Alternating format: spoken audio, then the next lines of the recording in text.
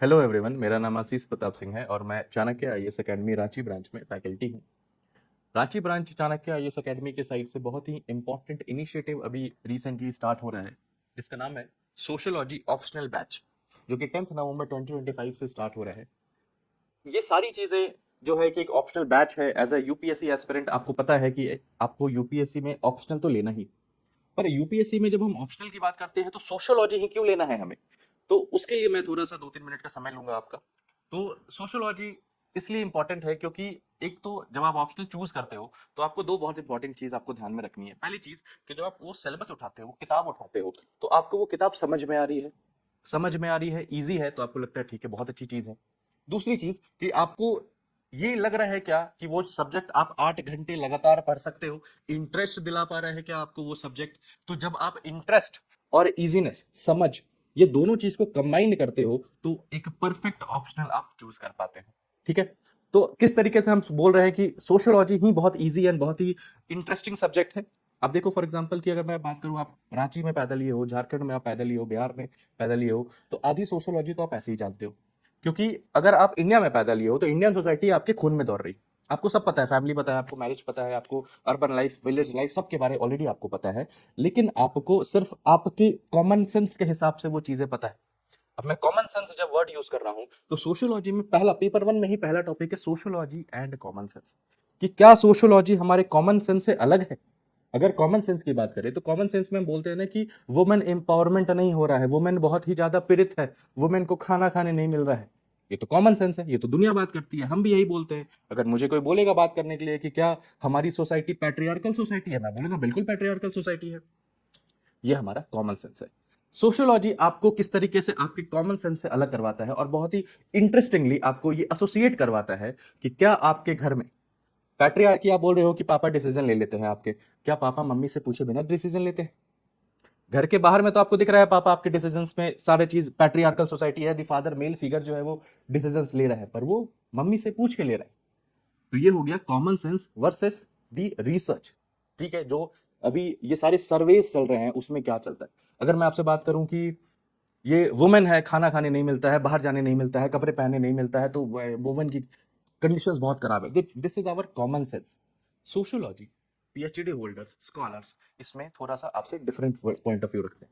जैसे हमारे sociology syllabus में ही एक पर्सन है जिसका नाम है टालकट पासन, एक थिंकर है। वो टालकट पासन बोलते हैं कि नहीं नहीं, ये सब क्या है, औरत तो बस मस्त इंजॉय कर रही हैं, उनको कोई नाटक, ये सब नाटक करती हैं, कोई दिक्कत नहीं है उनको।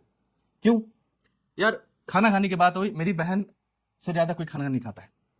आप अपने घर में मिला लो कि आपके घर में जो महिलाएं हैं ना वो बहुत खाना खाती हैं, तो कौन है ये महिलाएं जो बाहर जाकर बोल रही हैं कि यार मुझे खाना खाने नहीं मिल रहा है। ये जो मैंने आपका अटेंशन लिया, ये इंटरेस्ट दिलाता है आपको सोशियोलॉजी। ऐसे बहुत सारे टॉपिक्स हैं।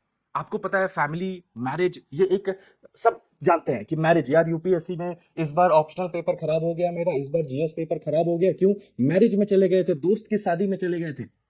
तो दोस्त की शादी यूपीएससी से ज्यादा जरूरी थी? हाँ हाँ, शादी तो हर साल थोड़ी होती है, यूपीएससी तो अगले साल भी आ जाएगा। This is family, this is marriage, जो आपको कॉमन सेंस बता रहा है उसका सिग्निफिकेंस क्या है, ये आपको सोशियोलॉजी बता रही है। तो अगर हम बात करें कि सोशियोलॉजी इतनी इंटरेस्टिंग है, तो हेल्प क्या कर रही है आपको यूपीएससी में? हेल्प करती है जीएस वन। जब आप पूरी की पूरी यूपीएससी का जीएस पेपर का कैलकुलेशन करते हो तो जीएस वन में एक इंडियन सोसाइटी आता है, वो आपको सोशियोलॉजी हेल्प कर देता है, स्ट्रेंथन कर देता है। आप सोशियोलॉजी पढ़ के जा रहे हो, आप इंडियन सोसाइटी में ऐसा छिड़काव कर दोगे ना अपने सोशियोलॉजी के नॉलेज से, इंडियन सोसाइटी बहुत अच्छी हो जाएगी। Second paper GS paper two में सोशल जस्टिस आता है, उसमें भी आप छिड़काव कर दोगे थोड़ी नॉलेज सोशियोलॉजी की, पेपर अच्छी हो जाएगी। जीएस थ्री में आप देखो इकोनॉमिकल इंपैक्ट, इन्वायरमेंटल इंपैक्ट, ये सब जब आप लिखते हो, जब जीएस का भी पेपर आप आंसर लिखते हो तो आप देखोगे कि उसमें आप लिखोगे ना इकोनॉमिकल इंपैक्ट में आप 2%, 4%, 10% जीडीपी तो लिख ही रहे हो, और आप लिख रहे हो ना कि इकोनॉमी के कारण से फार्मर सुसाइड हो रहे हैं, इकोनॉमी के कारण से देखो नशे के लत पे यूथ जो है वो नशे की तरफ जा रहा है। ये क्या है? ये सोशियोलॉजी है। पेपर टू में पढ़ते हैं हम ये सारी चीजें। एथिक्स पेपर, पेपर फोर जो होता है, एथिक्स में भी बहुत सारी चीजें हैं, सोशल इक्विटी है। ठीक है। ये सारी, ये जो टॉपिक्स है, ये सारे टॉपिक्स आप, हम sociology paper two, paper one में ये सारी चीजें हम करते हैं। सेम अगर हम एसए की बात करें, 250 नंबर का एसए होता है। मोर और लेस अगर आप लकी नहीं भी हुए तो भी आपको इतना पता है कि आप एक ना एक सोशियोलॉजिकल डायमेंशन आप उसमें कवर कर दोगे। लाइक यूपीएससी ने बहुत बार पूछा है सोशल इंपैक्ट ऑफ ग्लोबलाइजेशन, ठीक है, the impact of technology on the society, ऐसे क्वेश्चंस पूछ रहा है। आप सोशियोलॉजी आपने कर रखी है, आपको बहुत हेल्प मिल जाएगी इस सारी चीजों से। तो मोर और लेस नहीं कुछ भी चाहते चाहते आप देखो 700 से 800 मार्क्स आप कवर कर लोगे, which is 40% of the total 750 marks.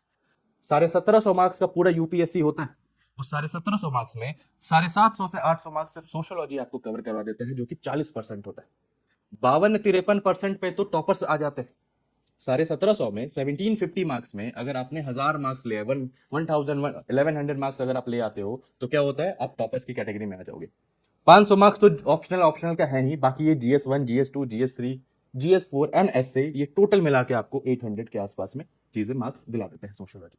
पहला प्लस पॉइंट। दूसरा प्लस पॉइंट कि कोई टेक्निकल बैकग्राउंड की जरूरत नहीं है। आप किसी भी बैकग्राउंड से हो, आपने इंजीनियरिंग कर रखी है, डॉक्टर हो आप, आपने पॉल साइंस में ग्रेजुएशन कर रखा है, आपने हिस्ट्री में ग्रेजुएशन कर रखा है, कोई दिक्कत नहीं।